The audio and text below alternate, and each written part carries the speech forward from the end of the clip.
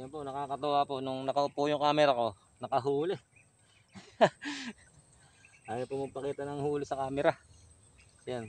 Malapad na rin po yung tilapia na huli natin. Sila ano po, yung mga kasama ko po ron. Lumipat po ron sa ano. Ayun, kinaagot. Takaw. Ako ng mga isda. Yan, mamaya po tayo lilipat doon. Dito lang po sila sa gilid.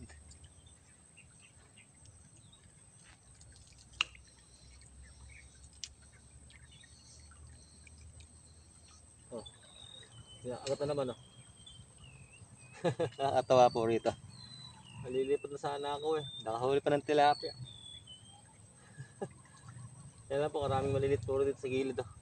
Ayun po, kinakagat na isa oh. Sa may kangkungan isa ka. Natakbo na yung plotter. Ayun na.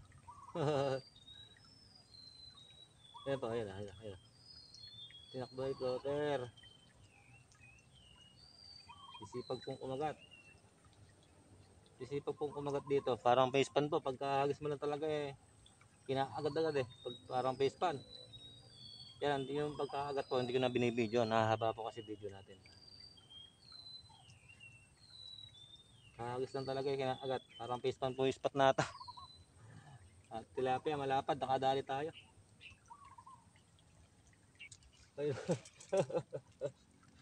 Biya. Ako, laki ng biya. Nasa gilid. Nasa gilid. Para po face pan talaga kung umakagat sila. Sobra higit. Wala pala. Laki oh. Laki ng biya. Yan, pangalawa na po. Pangalawa na. Takaw po. Lunok na lunok. Takaw. Pangalawa po.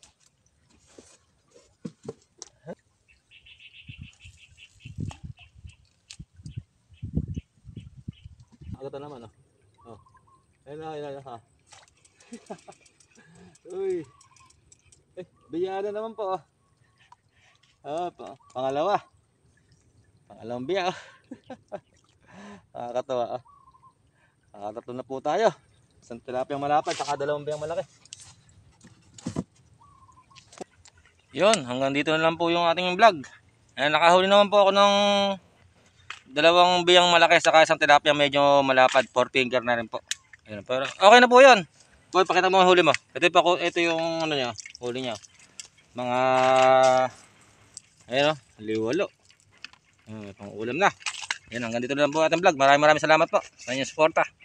Nung nagpapaalam po ako, kanagat yung ano, naka-off na po yung camera natin oh.